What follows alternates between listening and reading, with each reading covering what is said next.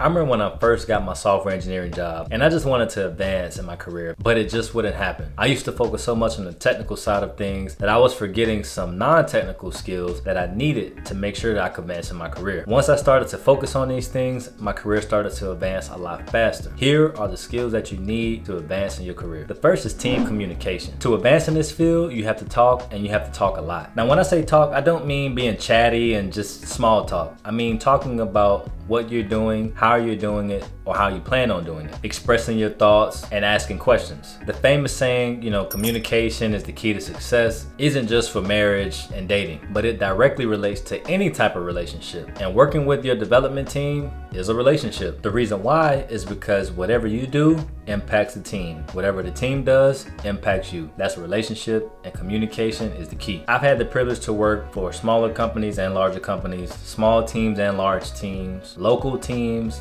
and where a majority of the team is in another country. Communication has always been the key to success or failure. One of the more frustrating things for any manager is someone that's extremely talented, extremely technical, but you don't know what they're doing or what they're thinking. I remember many times where I've had to work on bug fixes for something that I did the initial development on, and I would spend hours on it, and I just can't figure out what is the issue. This was working 2 weeks ago. What is the problem? I can't figure it out. Only to go into the team chat and ask someone, hey, has anybody touched this or anybody worked on anything? And it never fails. Someone is always there. Oh yeah, that was me. Please do not be that person. Always communicate your plans, especially if it's going to impact other people. And always speak up during meetings to provide your feedback or ask questions. I remember a lot of times that I would be kind of nervous to speak up during meetings because, you don't want to say something and you think that people think, you don't know anything, or, you're not as smart as they are. So you might feel a bit hesitant to speak up during meetings. But either way, if you're not clear on something or you have an opinion, you should say it and not really be concerned about other people's opinion. If you're working on a project and you see that you're coming to a roadblock, something is holding you up from delivering on time or could potentially hold you up from delivering on time, the best way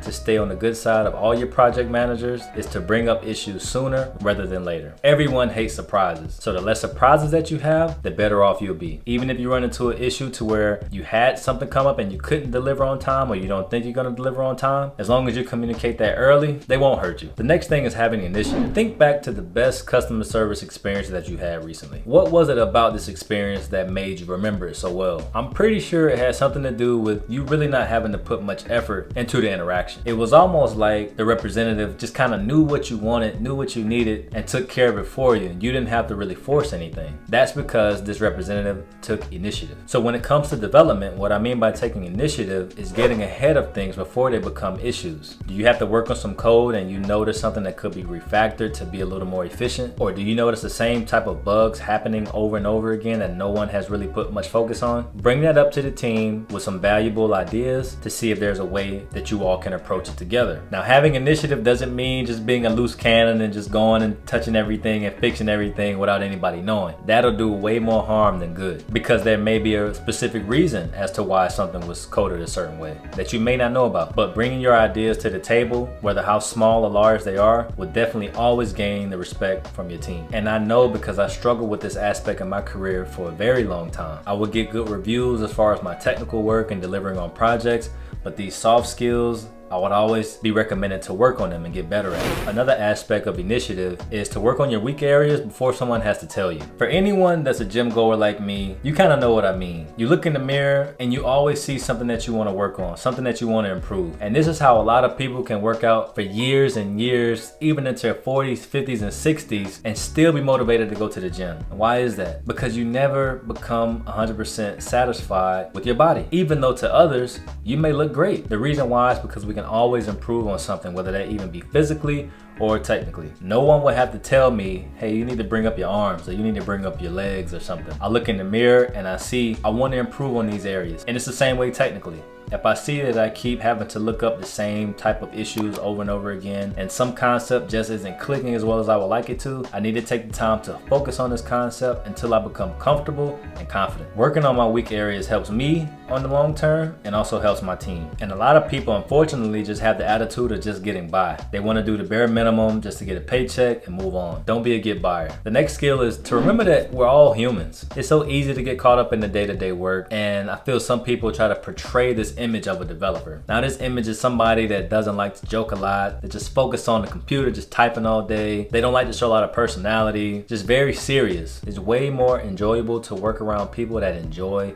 their job and enjoy their life. I remember my first software job, it was a very small team. And I mean so small, it was a senior developer and 2 junior developers. And I was one of them. I remember meeting the other junior developer and I worked with him for about 2 weeks before we even had a real conversation. I honestly thought the guy hated me. I didn't know what it was, but he just did not talk at all. But me, I like to joke, I like to talk about sports and fitness and all kinds of stuff. I definitely have a life outside of software. But after being around me, after those 2 or 3 weeks, he started to open up a lot, to the point to where I found that we actually had a lot more in common than I would have ever imagined. And he was actually really funny. Now that was about 6 years ago, and even to this day, we're still friends and we still text, even though we've changed multiple jobs since then. So not only did I gain a friend, I also gained a contact. Anytime I'm looking for a job or he's looking for a job, we communicate with each other to see maybe if there's a position opening at the place that we work. So not only do I recommend you just being yourself for personal reasons, but also for professional reasons. Let's be honest, no one likes to be around boring people. You can definitely be professional, but still be yourself and lighten up a little bit, because this is what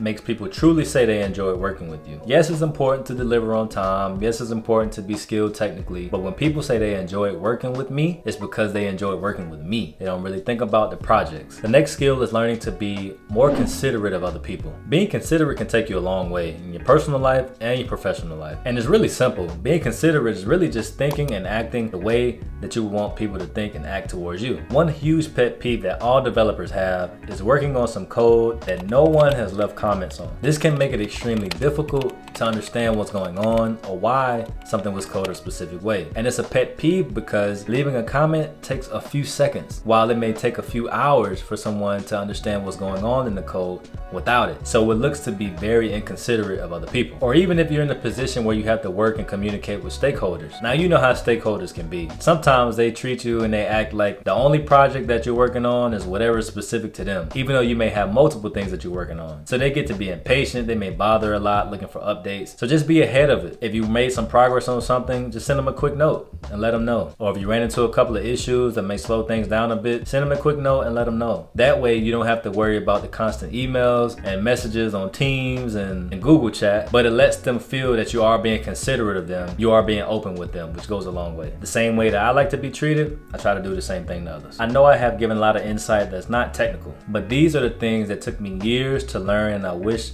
I would have focused on it sooner, because I would have advanced quicker in my career if I would have. I always say you can learn the technical side of things, but these type of skills, these aren't really taught. You have to learn them the hard way. But these are the skills you need to propel you and advance your career a lot faster than just being 100% technical and not having these skills. So that's what I have for you today. I hope the video was helpful to you. If it was, please like it and subscribe to the channel for more content like this.